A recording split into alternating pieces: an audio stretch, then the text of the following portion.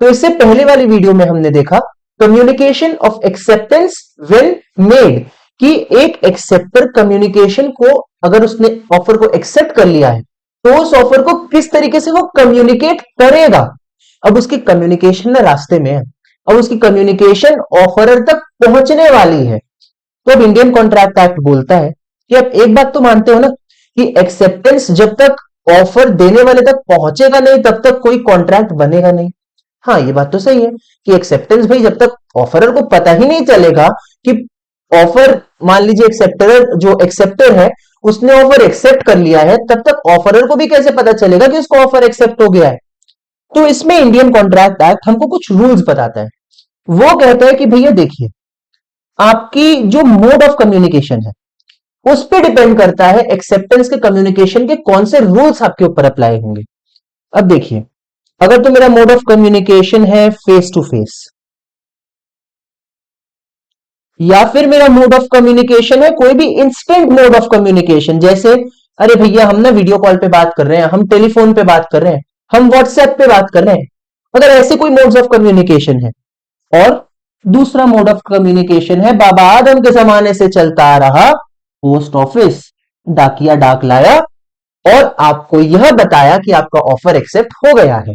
तो इन दोनों केसेस में जो रूल्स है ना जो आपके ऊपर लगने वाले हैं वो काफी अलग है। अब वो रूल्स अलग किस प्रकार से हैं, अब देखिए, सबसे पहले अगर हम लोग आमने सामने खड़े हैं तब तो बहुत ही सिंपल रूल है। क्या रूल है कि भाई एक्सेप्टर ने बोला कि हाँ मैं आपका ऑफर एक्सेप्ट करता हूं, उसकी ध्वनि, उसकी आवाज जब ऑफरर के कानों में पड़ जाती है, बिना किसी डिस्टरबेंस के पड़ जाती है, तो ऑफर देने वाले को यह सुनाई दे देता है, यह समझ आ जाता है कि हाँ उसकी एक्सेप्टेंस कम्युनिकेट कर ली गई है। तो जहां पर हम लोग इंस्टेंट मोड्स ऑफ कम्युनिकेशन की बात करते हैं, तो only when the offeror hears the acceptance can it be said that an acceptance, that the communication of an acceptance has been completed। यहां हम लिखेंगे कि communication of acceptance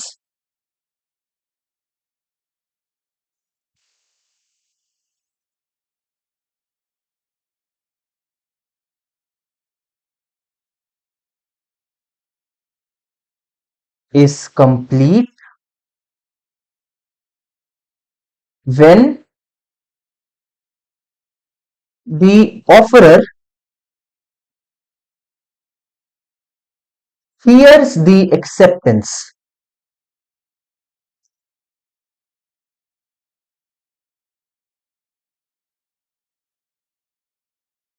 अब इसका एग्जाम्पल क्या है कि हेलो, हाँ जी जेठालाल जी, मुझे प्लीज आप 10 टीवी भेज दीजिए। जी सुंदर जी, मैं आपको 10 टीवी भेजता हूं। दोनों की आपस में बात हो रही है बिना किसी, मैं बोलूं रोक टोक के, वो कॉन्ट्रैक्ट कंक्लूड हो गया। हेलो जेठालाल जी, क्या आप मुझे 10 टीवी बेचेंगे? जी हाँ, मैं आपको 10 टीवी बेचूंगा, कॉन्ट्रैक्ट कंक्लूड हो गया। लेकिन अगर अगर बात करते करते यही फोन में कोई डिस्टर्बेंस आ जाए, कोई लाइन ड्रॉप हो जाए, सामने वाला बोलेगा अरे आपकी आवाज ठीक से नहीं आई, एक बार फिर से बोलना, तो भाई सामने वाला रिपीट कर देगा, वो कोई छोटा तो हो नहीं जाएगा रिपीट करके। तो जब फेस टू फेस या इंस्टेंट मोड्स ऑफ कम्युनिकेशन है ना, उसमें तो कॉन्ट्रैक्ट एक्ट बोलता है मैं कोई नौटंकी नहीं सुनने वाला। ऑफरर, अगर आप ये प्रूव कर रहे हो कि ऑफरर ने आपका एक्सेप्टेंस सुन लिया था, तो मान लिया जाएगा कि आपका एक्सेप्टेंस कम्युनिकेट कर दिया गया है। ठीक है भाई, इसमें तो कोई दिक्कत की बात है नहीं। अब हम आते हैं दूसरे मोड ऑफ कम्युनिकेशन पे जो कि थोड़ा सा पेचीदा है। अब वो पेचीदा क्यों है, अब देखिए, जब हम चिट्ठी भेजते हैं तो ऑफर देने वाला इंसान, जो कि ऑफरर, वो दुनिया के या देश के एक दूसरे कोने पे है। लेट्स से ऑफरर है कन्याकुमारी में,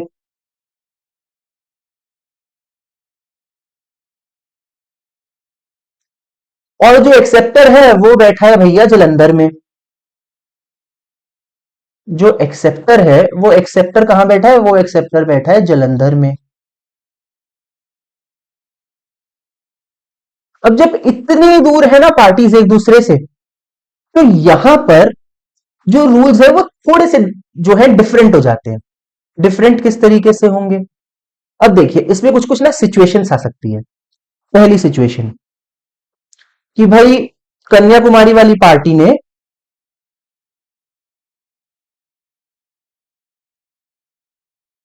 ने ऑफर के लेटर को पोस्ट किया, वो जालंधर पहुंच गया। ठीक है, अब जालंधर वाले ने ऑफर पढ़ा, उसको ऑफर अच्छा लगा, वो ऑफर एक्सेप्ट करना चाहता है। तो जालंधर वाली पार्टी ने क्या किया? जालंधर वाली पार्टी ने कुछ नहीं किया, उसने सिर्फ और सिर्फ चिट्ठी में लिखा कि हाँ मैं आपको ऑफर एक्सेप्ट करता हूं, और उसने कन्याकुमारी पोस्ट कर दिया।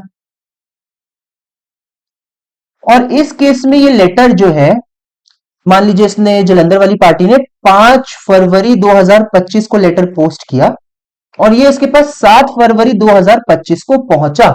तो इंडियन कॉन्ट्रैक्ट एक्ट बोलता है कि जब वो एक्सेप्टर का लेटर ऑफरर के पास पहुंच जाएगा ना, हम तब मान लेंगे कि वो ऑफर का एक्सेप्टेंस कम्युनिकेट हो चुका है और वो कम्युनिकेशन कंप्लीट हो चुका है। तो इस केस में क्या है कि communication of acceptance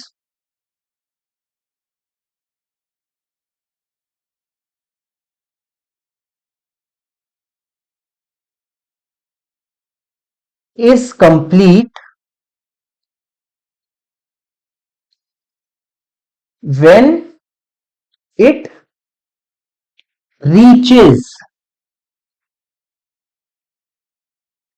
the offerer। कि भाई 5 तारीख को हमने चिट्ठी भेजी, 7 तारीख को बकायदा चिट्ठी वहां कन्याकुमारी पहुंच गई है, तो अब ऑफरर भैया जो है वो बाउंड है कॉन्ट्रैक्ट से। ठीक है, ये तो बिल्कुल ही मैं बोलूं परफेक्ट केस है, नो डिस्प्यूट वाला केस है। अब जो अगला केस है, वो अगला केस क्या है? सेम बात। अब यहां पे ना कन्याकुमारी वाली पार्टी ने चिट्ठी पोस्ट करी लेट से 5 फरवरी को जालंधर जाने के लिए।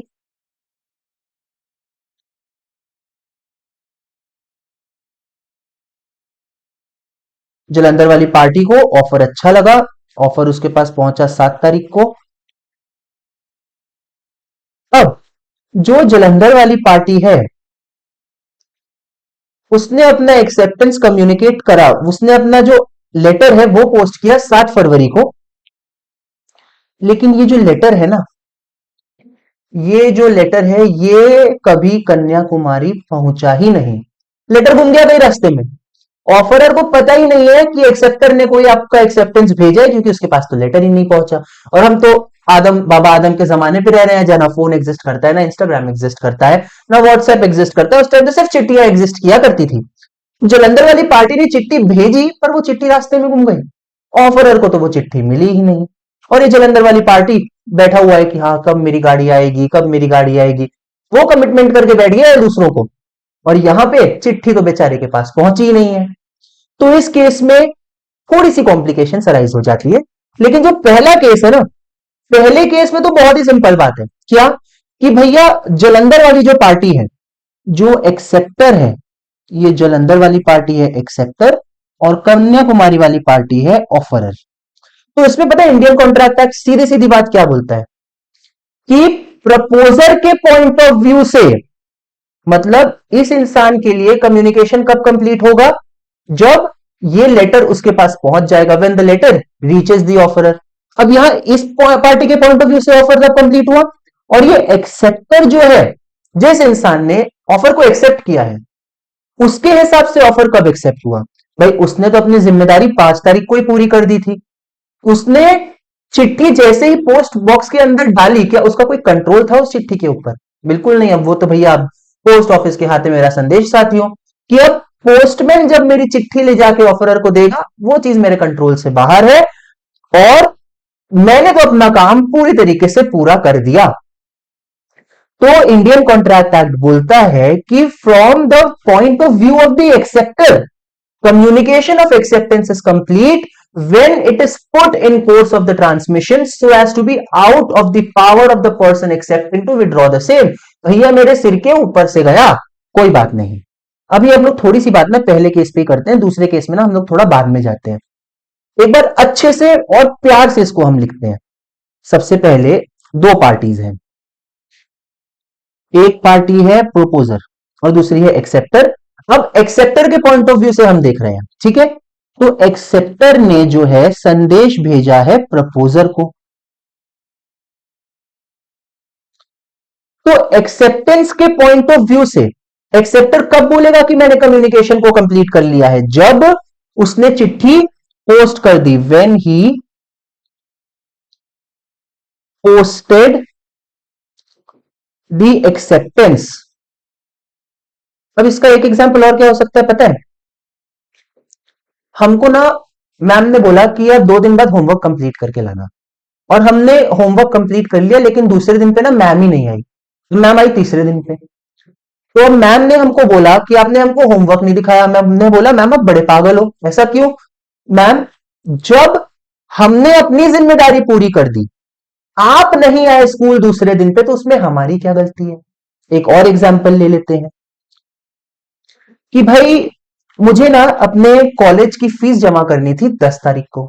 मैंने बकायदा 10 तारीख को फीस जमा कर दी, लेकिन मेरे कॉलेज वाले नालायकों ने उसकी रिकॉर्डिंग ही नहीं करी, उसकी एंट्री ही नहीं करी, और मेरा नाम आ गया डिफॉल्टरों की लिस्ट में। तो मेरे को बड़ा गुस्सा आया। मैंने बोला मैम, आपकी गलती की सजा मुझे क्यों मिले?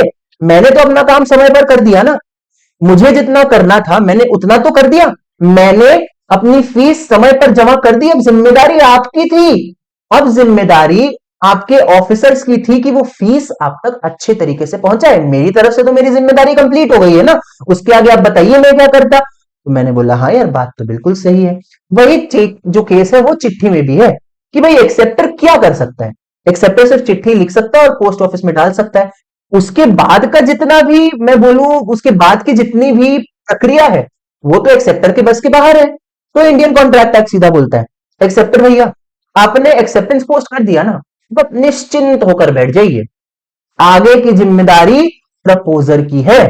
तो पहले केस में एक्सेप्टर के व्यू पॉइंट में अगर मैं टेक्निकल भाषा में लिखूं, अब देखिए उसने एक्सेप्टेंस को पोस्ट किया, तो इसको मैं अदर वर्ड्स में बोल सकता हूं कि he put it in the course of transmission. Post office क्या है?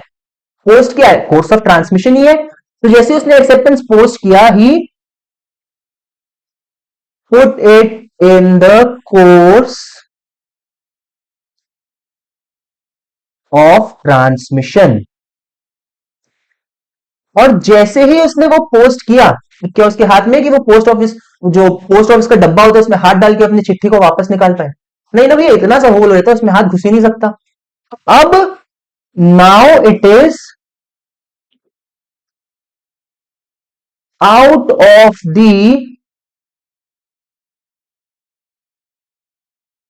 पावर ऑफ द एक्सेप्टर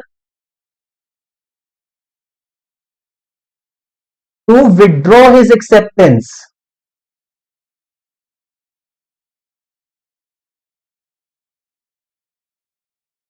तो इंडियन कॉन्ट्रैक्ट एक्ट बोलता है कि एक्सेप्टर की जिम्मेदारी कितनी है?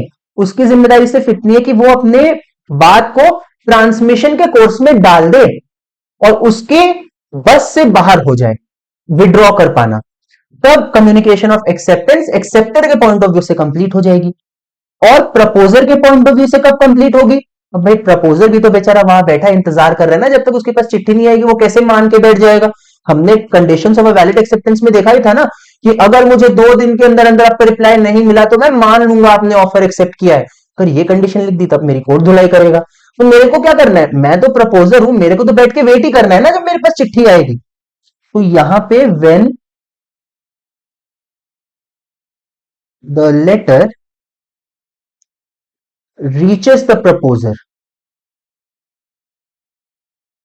यहां पे कम्युनिकेशन ऑफ एक्सेप्टेंस कंप्लीट हो जाएगा। अब यहां पे दोनों पार्टी की पॉइंट ऑफ व्यू हम अलग अलग तरीके से क्यों देख रहे हैं? क्योंकि भैया एक पार्टी बैठी जलंधर, दूसरी बैठी कन्याकुमारी, दोनों अपनी जिम्मेदारियां अलग अलग समय पर पूरी कर रहे हैं। इसीलिए इंडियन कॉन्ट्रैक्ट एक्ट ने दोनों के पॉइंट ऑफ व्यू से बताया है कि भाई एक्सेप्टर के पॉइंट ऑफ व्यू से कब एक्सेप्टेंस कम्युनिकेट है? जब कम्युनिकेशन कंप्लीट है, जब उसने एक्सेप्टेंस को पोस्ट कर दिया। प्रपोजर के पॉइंट ऑफ व्यू से कब? जब वो लेटर प्रपोजर के पास पहुंच गया। अब देखिए ये तो एक जनरल रूल है। अब बात करते हैं अपन दूसरे केस की। दूसरा केस कौन सा?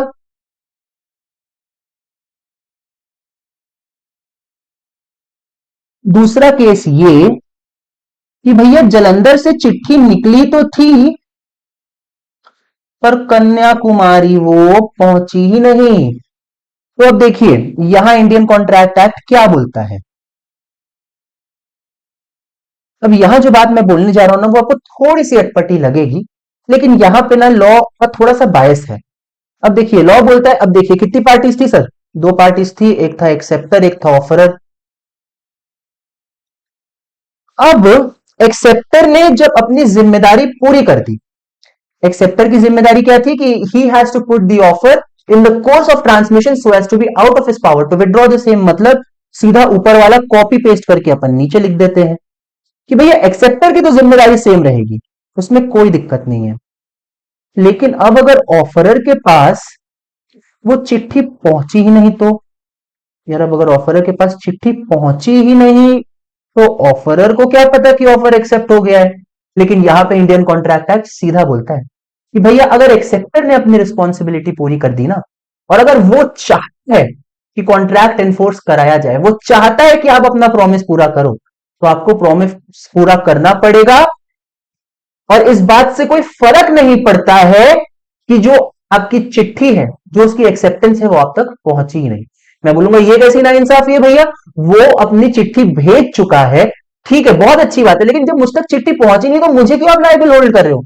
लॉ बोलेगा भैया हम कुछ नहीं कर सकते, आपने ऑफर दिया था, सोच समझ कर दिया था कि एक्सेप्टेंस होगा, तो आप एक्सेप्टेंस के लिए तैयार बैठे थे ना।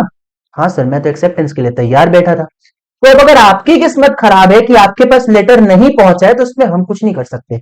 एक्सेप्टर ने अपनी जिम्मेदारी पूरी कर दी ना, अब आप उसका ऑफर पूरा करो, आप अपने प्रॉमिस को पूरा करो, आप पीछे नहीं हट सकते हैं।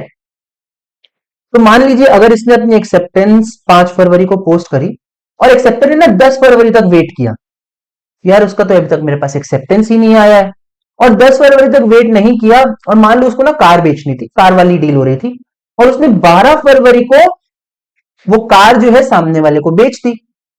अब अगला जो है एक्सेप्टर काफी वेट कर रहा है, उसने एक और चिट्ठी उठा के भेजी, मेरी कार कहां है, और ये चिट्ठी लेट से उसने 15 फरवरी को भेजी, तो ये चिट्ठी इसके पास 17 तारीख तक पहुंच गई। 17 तारीख की चिट्ठी जब इसने खोल के देखी, ये बड़ा हैरान हुआ, बोला इसको कौन सी कार देनी थी, इसने तो मेरा ऑफर एक्सेप्ट ही नहीं किया। दोनों में लड़ाई हो गई, और फिर जब वो दोनों कोर्ट के पास गए, कोर्ट ने बोला एक्सेप्टर को सबसे पहले आप ये बात साबित करो कि आपने लेटर पोस्ट किया है। उसने साबित कर दिया कि हाँ सर देखिए मैंने लेटर पोस्ट किया है, और अगर ये चीज प्रूव हो गई ना, कोर्ट बोलेगा भैया वो जो कार आपने दूसरे इंसान को बेच दी ना, उसको वापस मंगाओ या नई कार जुगाड़ करो, पर इसको कार आपको बेचनी पड़ेगी, नहीं तो आप इसके नुकसान की भरपाई करो। आप यहां पर आपकी कोई गलती नहीं है सर, मैं मानता हूं बिल्कुल आपकी कोई गलती नहीं है, लेकिन सर आप बदकिस्मत हो।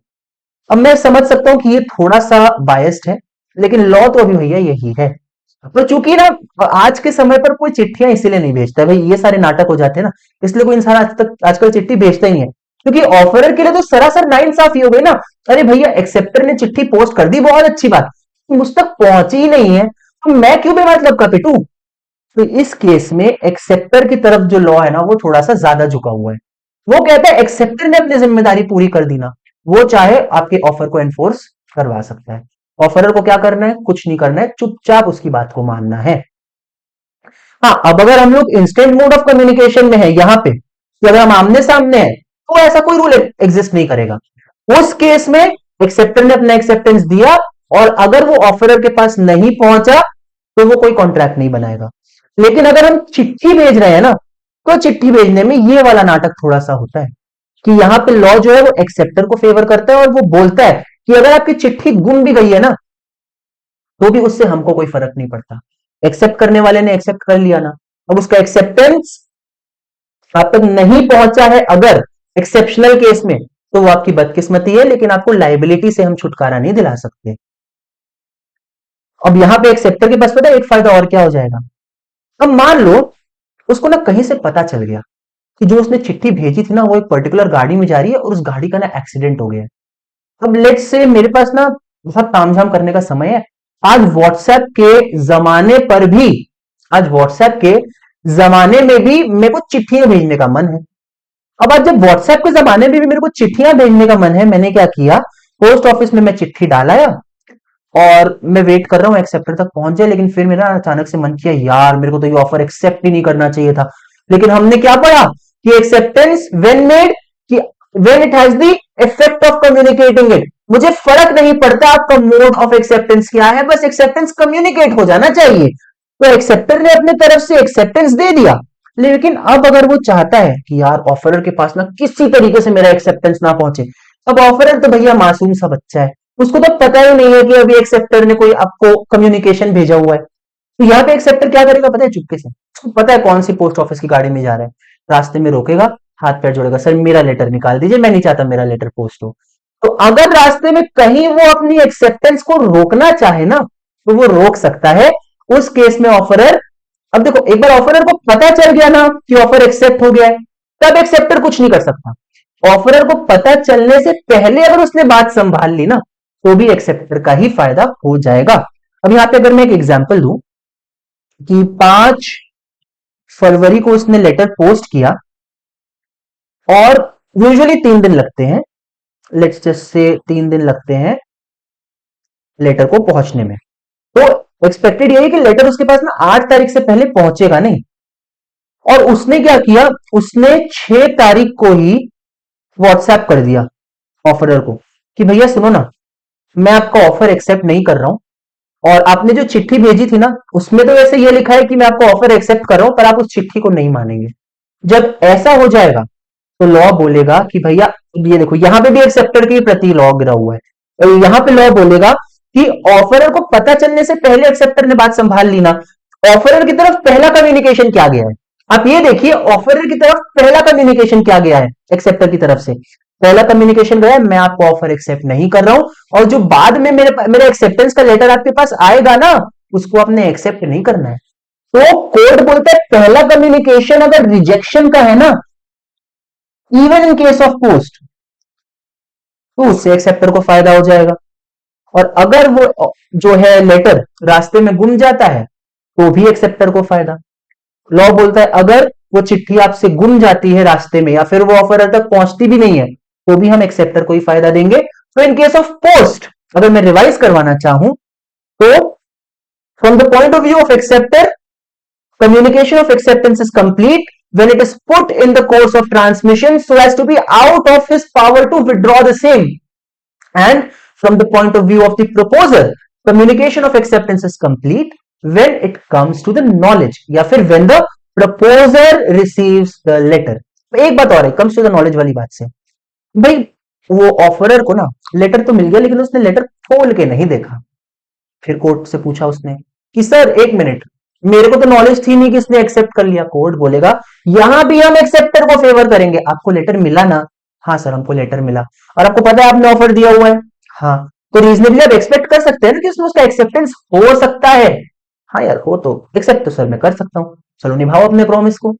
मतलब इन एनी केस अगर पोस्ट वाला केस है ना, तो यहां पे जो फेवर है ना, लॉ एक्सेप्टर को करेगा कि एक्सेप्टर चाहे तो रास्ते में अपने कम्युनिकेशन को रोक के पीछे हट जाए, लॉ उसकी तरफ हो जाएगा। अगर रास्ते में लेटर गुम गया और एक्सेप्टर एनफोर्स करवाना चाहे, तो भी लॉ उसके फेवर में बात करेगा। और अगर ऐसा कुछ हो जाता है कि एक्सेप्टर जो है वो नहीं चाहता है प्रॉमिस को एनफोर्स करवाना, तो वो किसी तरीके से उस लेटर को ऑफरर तक पहुंचने से रोक दे, उस केस में भी लॉ उसी को फेवर करने वाला है। तो इतनी सी बात थी। अब इसको हम लोग ना एक बार जल्दी से रिवाइज करते हैं। और हाँ, एक बात और कि अगर ऑफरर ने वो लेटर पढ़ा ही नहीं, ऑफरर की गलती। क्यों? क्योंकि एक्सेप्टर ने अपनी जिम्मेदारी पूरी कर दी, चिट्ठी ऑफरर तक पहुंच गई, और लॉ बोलता है when the offeror receives the letter, not when it comes to his knowledge, when the offeror receives the letter of acceptance. तो ये जो बात थी छोटी सी, communication by post and when the parties are face to face की थी, एक बार जल्दी से रिवाइज कर लेते हैं कि भाई एक्सेप्टेंस का कम्युनिकेशन कंप्लीट कब माना जाएगा। सबसे पहले हम ये देखेंगे कि आप कौन सा मोड इस्तेमाल कर रहे हो। अगर तो आप इंस्टेंट मोड ऑफ कम्युनिकेशन इस्तेमाल कर रहे हैं, तब तो जब तक सामने वाला मेरी एक्सेप्टेंस को अच्छी तरीके से सुन ना ले, तब मेरे को बार बार रिपीट करते रहना पड़ेगा, और जब सामने वाले ने सुन लिया है, सिर्फ तब मेरा एक्सेप्टेंस कम्युनिकेट होगा। बहुत ही इजी, बहुत ही बढ़िया। अब जब मैं पोस्ट ऑफिस से सामान भेज रहा हूं, तो एक जनरल केस, मैंने चिट्ठी भेजी, सामने वाले के पास पहुंच गई, एक्सेप्टेंस कब कम्युनिकेशन ऑफ एक्सेप्टेंस कब कंप्लीट होगा? मेरे पॉइंट ऑफ व्यू से जब मैंने पोस्ट ऑफिस के डब्बे में वो चिट्ठी डाल दी, और मेरे तो भैया बस से बाहर है पूरी बात कि when the acceptance is put in the course of transmission so as to be out of the person accepting to withdraw the same। और जो वहां बैठा जलंधर में इंसान है, जलंधर ही था ना, कन्याकुमारी, जो कन्याकुमारी में बैठा ऑफरर है उसके पॉइंट ऑफ व्यू से कब कंप्लीट होगा, जब उस तक वो लेटर पहुंच जाएगा। अब वो लेटर रास्ते में गुम गया और उस तक पहुंचा ही नहीं तो भी ऑफरर को है प्रॉमिस निभाना पड़ेगा अगर एक्सेप्टर चाहे तो। अगर वो जो एक्सेप्टेंस है उसको रास्ते में ही एक्सेप्टर ने रोक लिया तो फिर ऑफरर के पास कोई राइट नहीं रहेगा, एक्सेप्टर अपनी बात से पीछे हट सकता है। अगर वो चिट्ठी ऑफरर तक पहुंचने से पहले जो एक्सेप्टर है उसने व्हाट्सएप करके फास्टर मोड ऑफ कम्युनिकेशन से ऑफरर को यह बता दिया कि मैं आपको ऑफर एक्सेप्ट नहीं कर रहा हूं और जो एक्सेप्टेंस की चिट्ठी आएगी उसको ध्यान मत देना, उस केस में भी लॉ एक्सेप्टर की तरफ है। उसमें भी लॉ बोलेगा कि भाई ऑफरर आपका ऑफर रिजेक्ट कर दिया गया है, एक्सेप्टेंस वाली बात। क्यों? फर्स्ट कम्युनिकेशन एक्सेप्टर की तरफ से क्या आया आपको, रिजेक्शन का आया ना, तो बाद में जो उसने बोला उसको ध्यान देना ही नहीं है, ऑफर आपका वहीं खत्म हो गया। तो ये थी एक छोटी सी एक्सप्लेनेशन इस पर्टिकुलर टॉपिक पे। आने वाली वीडियोस पे अब हम इस यूनिट को रैप अप करने की तरफ आगे बढ़ेंगे और आई थिंक बस थोड़े से टॉपिक्स बचे हुए हैं। एक आपका कम्युनिकेशन ऑफ परफॉर्मेंस बचा है और स्टैंडर्ड फॉर्म ऑफ कॉन्ट्रैक्ट्स और रेवोकेशन बचा है। उसके बाद हम अपने क्वेश्चन आंसर्स करेंगे अपने इंस्टीट्यूट के मॉड्यूल और पास्ट ईयर के। तो अब अपन नेक्स्ट वीडियो की ओर चलते हैं। प्लीज पिछले के पोर्शन को रिवाइज करके आगे बढ़िएगा।